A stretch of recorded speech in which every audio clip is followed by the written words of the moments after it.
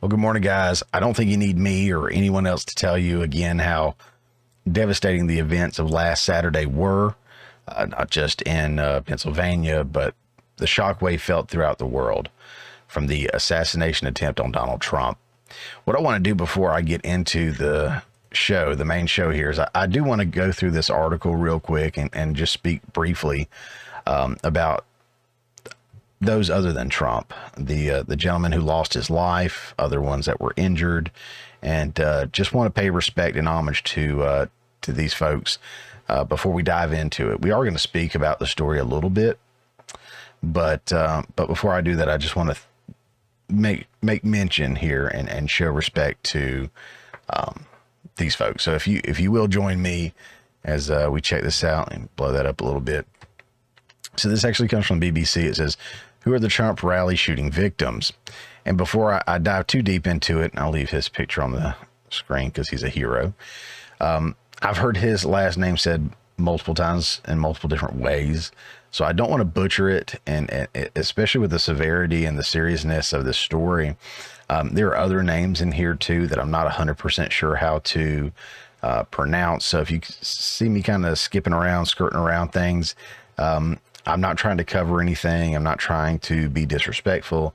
In fact, it's quite the opposite. I'm trying to be respectful and not mispronounce a name or be disrespectful to anyone. So bear with me as we go through this. I'm going to do the best I can. Again, from BBC. An attempt to assassinate former U.S. President Donald Trump at a rally in Pennsylvania has left one bystander dead and two seriously injured. Trump suffered an upper ear injury, but was otherwise unharmed, later telling reporters that if he had moved his head slightly, he would have been hit in the head. Three other men who were attending the rally on the 13th of July were not so lucky. Here's what we know about them. Again, that is his name. I know it is Corey. I don't know if it's Comperatore or Comperatore. Again, I've heard it said a couple different ways. I don't know if anyone's 100% on that. To me, it's Comperatore, but I will refer to him as Mr. Corey out of respect. The 50-year-old volunteer fire chief died while trying to protect his family during the attempted assassination, diving onto them to shield them from the bullets. Corey died a hero, Pennsylvania Governor Josh Shapiro said at a news conference following the shooting, adding that Mr. Corey went to church every Sunday and loved his community. Most especially, Corey loved his family, said Mr. Shapiro. Mr. Corey's daughter, Allison, later wrote on social media about how her father had thrown her and her mother to the ground and shielded my body from the bullet that came at us.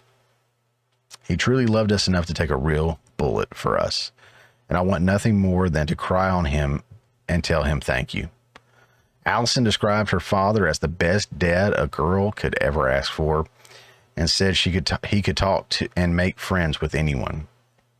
This feels like a terrible nightmare, but we know it is our painful reality, his sister Dawn wrote on Facebook. He was said to be an avid Trump supporter and have been excited to attend the Pennsylvania rally, where he was later killed. According to Pennsylvania police, Mr. Corey lived in Sarver, about 12 miles away from the rally site in Butler, outside the city of Pittsburgh. He was a man that just wanted to protect and serve and love. He was truly a man of love, fellow firefighter Craig told the Associated Press. In addition to his volunteer firefighting work, he was employed as a project and tooling engineer at a plastic manufacturing company, according to his social media profiles. He was a good person, his neighbor said. We may not have agreed on the same political views, but that didn't stop him from being a good friend and neighbor. He donated money to us when I was in the hospital, and he would always come by at our yard sales. He always waved hello when I drove past his house. David Dutch. Mr. Dutch is from Pennsylvania city of New Kensington and is a longtime employee of the technology company, according to his sister.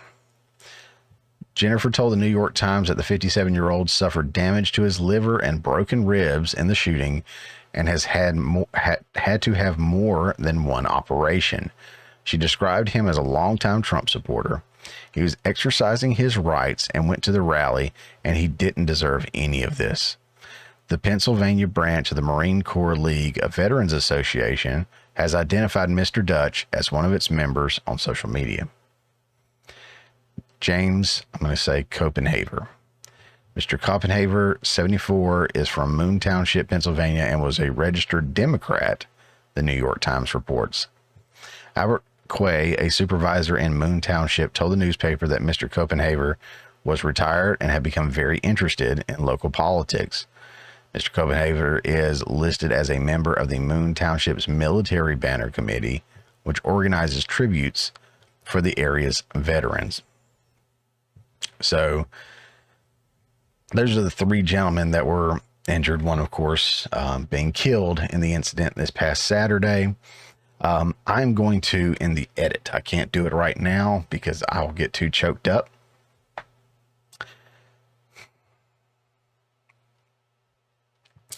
But I will put a picture right up here, if it's not already there, of Mr. Corey and his daughters. Look, you can go online and find the best about people, the worst about people. Just talk to somebody. You don't have to go online. So there's all kinds of stuff floating around out there from the left, the right about this man. What I shared is what I know to be factual. Anything outside of that, we're not covering it at all. Mr. Corey was a selfless human being. I would say he's probably crazy because he was a firefighter. I have a handful of friends that are firefighters, and that is a special breed. Okay. To run into a burning building takes a special person. And when I say crazy, I mean crazy out of love, crazy out of respect. It takes a very, very special person to do something like that, to risk their life in such a way that they're running into a burning building or reaching in a burning car to pull out a complete stranger. He was a firefighter, and from what this says, a volunteer firefighter. He was a husband, a father. He put his family first and did what any husband or father is supposed to do.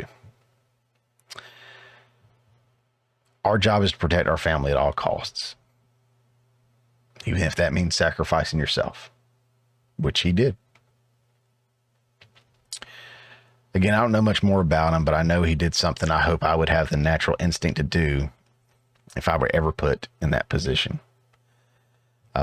There is, I'll pull this up real quick. There is a GoFundMe out there. If it'll pull up for me. This one is a big one.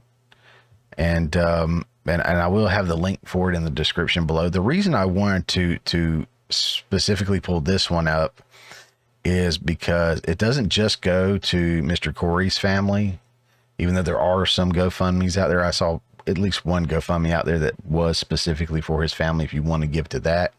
But this went to all the victims. So anyone who was injured, be it the other two gentlemen, or possibly anybody else who was injured in tramplings or fallings or whatever may have occurred, or seeking mental health assistance from the trauma that they experienced, I would imagine. But this is one set up.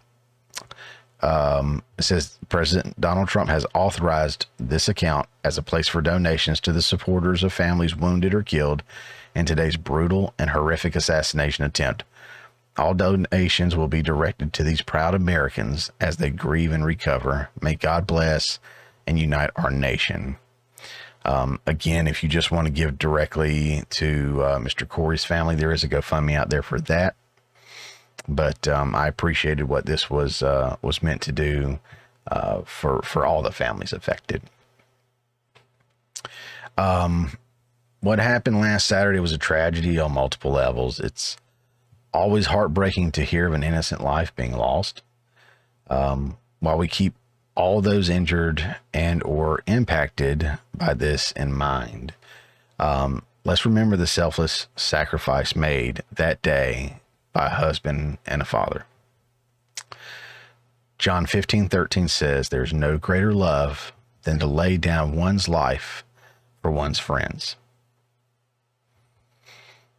And I can't think of a greater friend a man can ever have in his life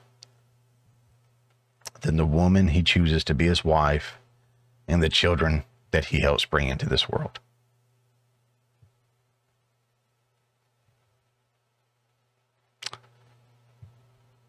Keep that in mind. Hey guys, thanks for checking out this clip from the Morning Mayhem. Remember, this is just a portion of the full show that comes out every Friday morning at 10 a.m. Eastern Time. If you hadn't already, don't forget to subscribe so you don't miss out on any of the full shows or these tasty little nuggets.